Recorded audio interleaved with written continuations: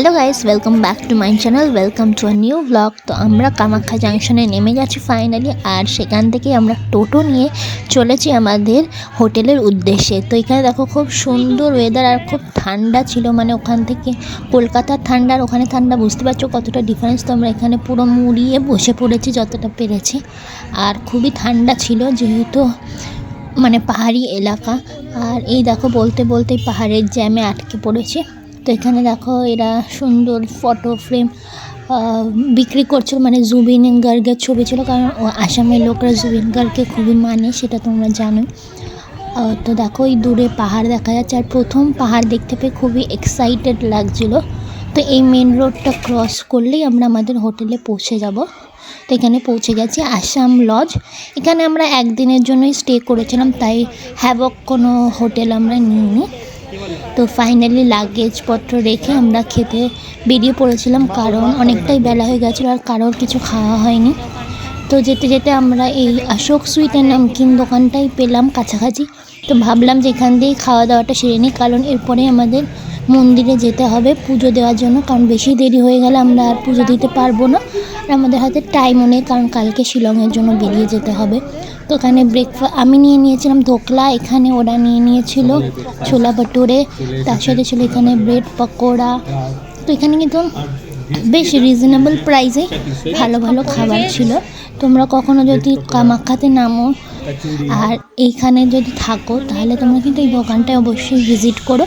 খুব সুন্দর সুন্দর সন্দেশ, মিষ্টি, নানান ধরনের জিনিস ছিল। এটা কোনো পেড প্রমোশন না, জাস্ট আমার খুব ভালো লাগলো দোকানটা, তাই ভাবলাম যে তোমাদের একবার ঘুরিয়ে দেখিয়ে দিই। তো নানান ধরনের মিষ্টি, তার সাথে স্ন্যাক্স আইটেমসও কিন্তু ছিল, গিফট আইটেমসও ছিল। তো তোমরা কেউ গেলে অবশ্যই নিতে পারো এই দোকানটা থেকে। খুব ভালো খাবারের কোয়ালিটিও আর দামও রিজনেবল, ঠিকঠাক। তো অবশ্যই কিন্তু তোমরা গেলে ওখানে এই দোকানটায় ভিজিট করো।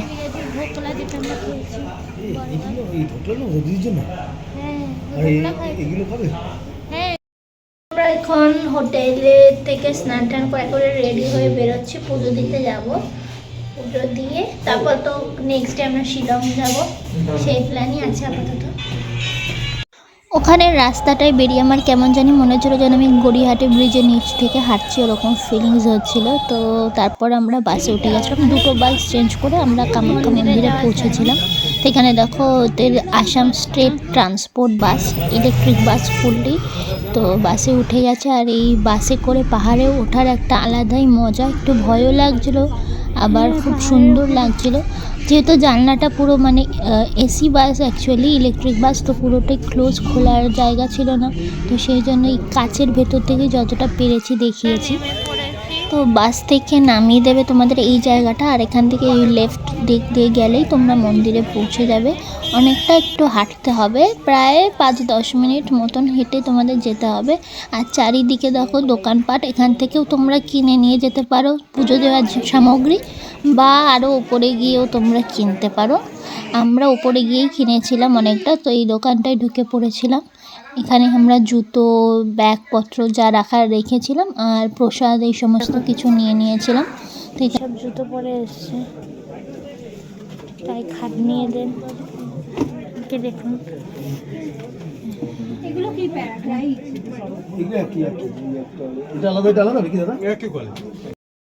নিয়ে নিয়েছি ডালা। এবার মন্দিরে যাবো, ভিআইপিটা বন্ধ হয়ে গেছে, তো একটু 2 নম্বর গেটেই দেখতে হবে, মানে আমরা গর্ভগৃহে যেতে পারবো না। ঠিক আছে, নেক্সট টাইম আসবো, গর্ভগৃহে যাবো। ঠিক আছে,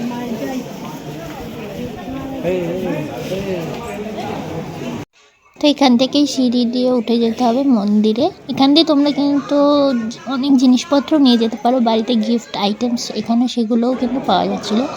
তো এখানে দেখো এই মন্দিরটায় ঢুকে গেছে, এখানে ক্লিপটা আমি ভুল করে লম্বা নিয়ে নিয়েছিলাম, তাই একটু অ্যাডজাস্ট করে নিই। তো এখানে একটা এই দেখো মন্দির, আর একদম ভেতরে তো ফোন অ্যালাউ নেই, তাই সেটা আমি দেখাতে পারিনি। বাইরে যতটুকু ফোন অ্যালাউড ছিল সেইটুকু পার্টি আমি তোমাদের দেখাতে পারছি।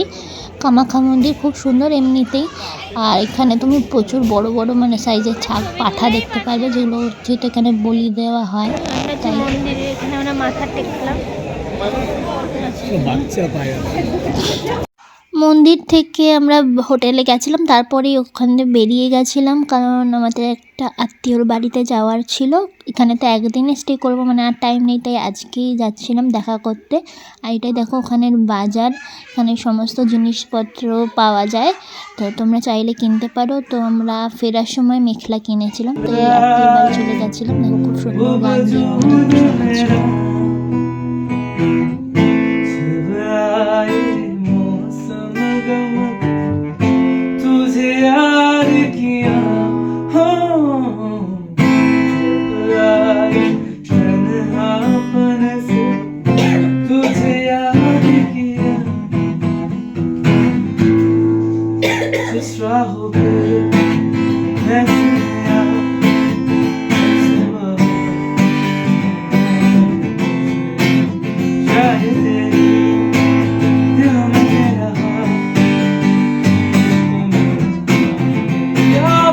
তো এখানে তারপর আমরা দোকানে গিয়ে মেখলা কিনে নিয়েছিলাম, কারণ আমাদের কাছে আর টাইম ছিল না এখানে, সেই জন্য।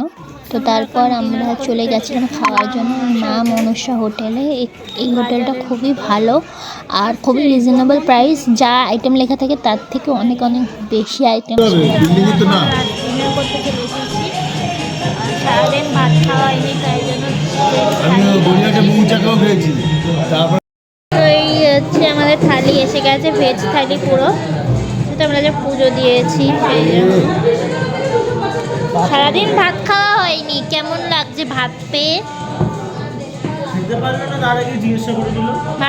ভাতটা পেয়ে কেমন লাগছে তোমার সারাদিনের পর? এই পাপড়ে ঠিক আছে আমাদের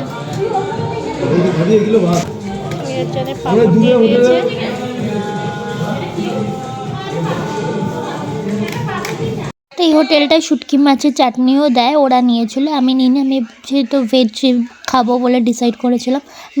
তো ভিডিওটা এখানে এন্ড করছি, দেখা হচ্ছে নেক্সট ব্লগে। ততক্ষণে আমার ভিডিওটা লাইক কমেন্ট শেয়ার সাবস্ক্রাইব করে দিও। বাই।